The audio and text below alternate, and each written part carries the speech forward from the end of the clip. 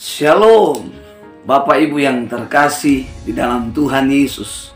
Haleluya, haleluya. Senang berjumpa dengan saya, Pastor Nemeling Kueso, dalam program Living in the Kingdom of Heaven, atau dengan bahasa lain, hidup di dalam kerajaan surga. Saudara mungkin bertanya, apa itu kerajaan surga? Bapak Ibu yang mungkin hobi nonton film India pasti sudah memahami sedikit atau mendapatkan gambaran tentang apa artinya kerajaan. Nah saudara, film-film yang ditayangkan di Antv itu berbicara tentang kerajaan. Ya, ada Asoka, Mahabharata, ada macam-macam film yang sangat digemari oleh istri dan anak saya. Tapi hari ini saya ingin membahas satu topik yang sangat menarik. Dan di dalam pemberitaan Tuhan Yesus, topik ini, tema ini sangat terpopuler, sangat terkenal. Jadi Bapak Ibu bisa membayangkan pada zaman Tuhan Yesus belum ada teknologi secanggih kita saat ini, tapi begitu viral, begitu terkenal, dan begitu luar biasa. Haleluya, haleluya. Nah, topik ini saya ingin menyampaikan, saya ingin mengulas, saya ingin menerangkan secara sederhana mungkin untuk Bapak Ibu dapat mengerti. Karena itu doa saya kepada Bapak Ibu yang mendengarkan penjelasan ulasan ini, Bapak Ibu diberikan hikmat oleh Roh Kudus untuk mengerti apa arti sesungguhnya kerajaan sorga. Saudara, saya memulai di dalam Injil Matius pasal 3. Injil Matius pasal 3 ayat 2. Dikatakan, bertobatlah sebab kerajaan surga sudah dekat. Yohanes Pembaptis menyerukan di padang gurun Yudea bahwa bertobatlah, kerajaan surga sudah dekat. Ada 3 kata yang perlu kita pelajari di sini. Kata bertobatlah, kerajaan surga, dan yang ketiga sudah dekat. Sebelum Tuhan Yesus datang menyampaikan tentang kerajaan surga, supaya menjadi satu topik yang sangat viral dan sangat terkenal pada zaman itu, Tuhan mengutus Yohanes Pembaptis untuk menyampaikan apa artinya kerajaan surga. Bapak Ibu yang dikasihi dan diberkati oleh Tuhan, kata bertobat itu artinya menyadari, menyesali semua perbuatannya, dan berbalik kepada Allah. Apa yang disesali, perbuatan-perbuatan yang ia lakukan selama ia belum mengenal Tuhan. Perbuatan dosa, kejahatan, semua yang namanya jahat itu adalah dosa. Karena itu, siapa yang menyadari? Allah yang menyadari. Sama seperti waktu Yohanes Pembaptis menyampaikan ini. Kalau Bapak Ibu memperhatikan ayat paralel di bawahnya, ada banyak orang-orang Farisi dan Saduki datang memberi diri seperti orang-orang Yerusalem dan orang-orang sekitar Yerusalem yang datang memberi diri, mengaku dosa, dan memberi diri kepada Yohanes untuk dibaptis. Jadi pertobatan adalah seseorang itu menyesali perbuatannya, dan berbalik kepada Tuhan. Makanya bertobat itu dalam bahasa Yunaninya, dari bahasa aslinya diterjemah, di dalam bahasa aslinya dibagi dua. Dibagi dua kata, kemudian disempurkan di dalam bahasa Yunaninya adalah metanoia, berbalik kepada Allah. Berbalik dari segala kejahatan, meninggalkan dan berbalik kepada Allah. Kerajaan surga adalah bicara tentang sistem. Sama-sama bilang sama saya sistem. Surga adalah tempat di mana Allah saat ini tinggal. Surga adalah tempat di mana Allah saat ini tinggal, dan tempat itu adalah milik Allah sendiri. Sekalipun neraka adalah milik Allah, diciptakan Allah sendiri untuk menghukum malaikat, menghukum para roh jahat, dan juga kepada orang-orang yang belum percaya kepada Yesus sebagai Tuhan dan Juru Selamat secara pribadi.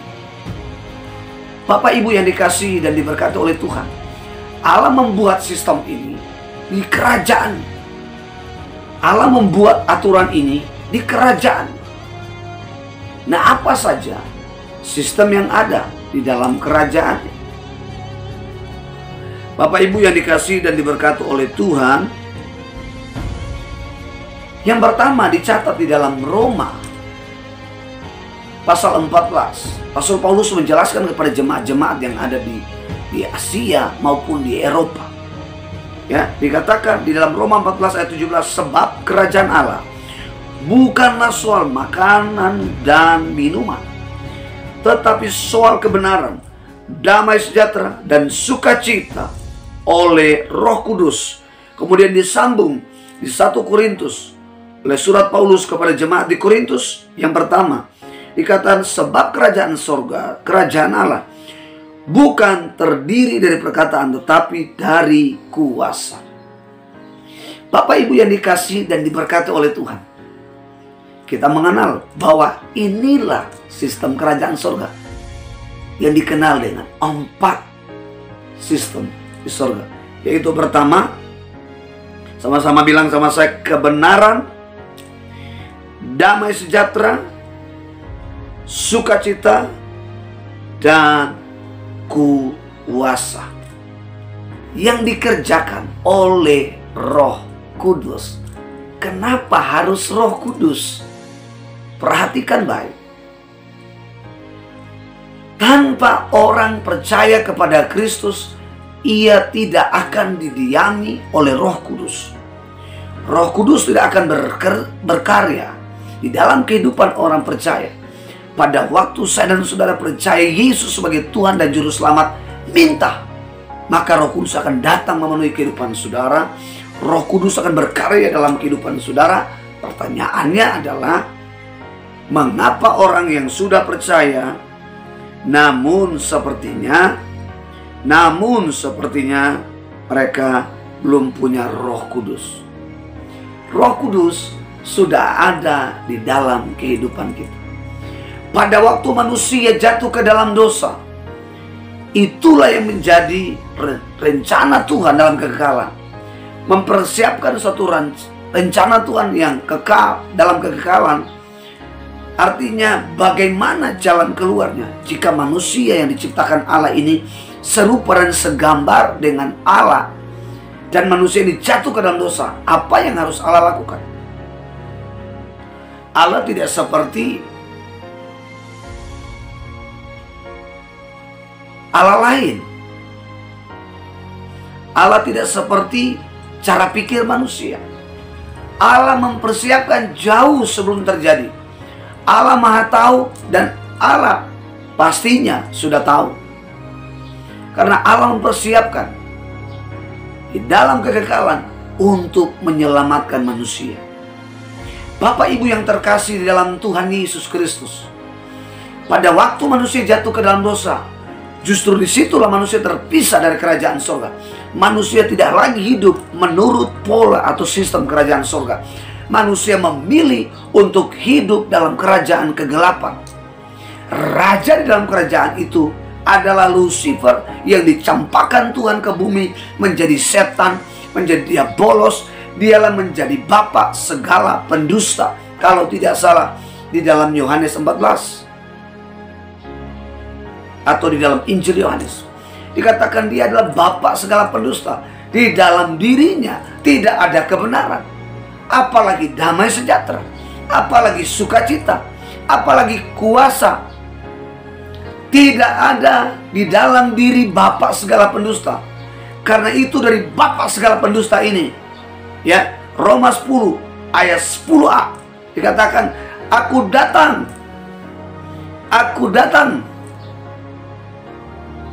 Maaf, di ayat 10b, aku datang supaya mereka mempunyai hidup dan hidup dalam segala kelimpahan. Itu Tuhan. Tapi si diabolos, bapa segala pendusta, itu dikatakan iblis datang hanya mencuri, membunuh, dan membinasakan. Karena itu Bapak Ibu yang mendengarkan tayangan perdana ini, Savior Ministry, mari beri dirimu bertobat supaya kerajaan surga itu datang dalam hidup saudara, datang dalam kehidupan Bapak Ibu, supaya Bapak Ibu bisa melihat di mana kebenaran yang sejati, kebenaran yang hakiki, kebenaran yang sesungguhnya. Dialah Yesus yang membenarkan saudara, dialah Yesus yang mendamaikan saudara dan saya oleh darahnya dengan Bapaknya, sehingga kita diterima, sehingga kita tidak ditolak. Oleh dialah Roh Kudus memenuhi kita dengan kuasa, dengan sukacita, sehingga apapun tantangan kita, apapun pergumulan kita, apapun persoalan kita, percayalah bahwa Roh Kudus tidak sekedar menjadi Allah sumber kekuatan, tapi Roh Kudus menjadi sumber sukacita bagi kita dalam segala kegelisahan, dalam segala pergumulan kita. Dialah Allah yang selalu menemani kita. Katakan amin, haleluya, haleluya. Karena itu Bapak Ibu, tetap ikutin pelayanan ini dan terus pastikan bahwa Bapak Ibu tidak ketinggalan dari setiap pesan-pesan firman Tuhan yang saya ingin bagikan di setiap minggu dan bulan. Bapak Ibu jangan lupa, gampang sekali, buka handphone saudara, cari YouTube, dan cari channel kami, Savior Ministry. Tekan dan subscribe. Jangan lupa tekan tombol notifikasi, like, share, dan komen. Kiranya channel ini akan terus menjadi berkat, menguatkan saudara-saudara, supaya saudara mengalami yang sesungguhnya kerajaan Tuhan datang dalam hidup saudara. Bapak Ibu, demikian yang dapat saya sampaikan. Kiranya firman Tuhan ini akan selalu dekat di dalam kehidupan saudara, selalu menguatkan Bapak Ibu. Tuhan Yesus memberkati. Haleluya, haleluya, haleluya. Amin.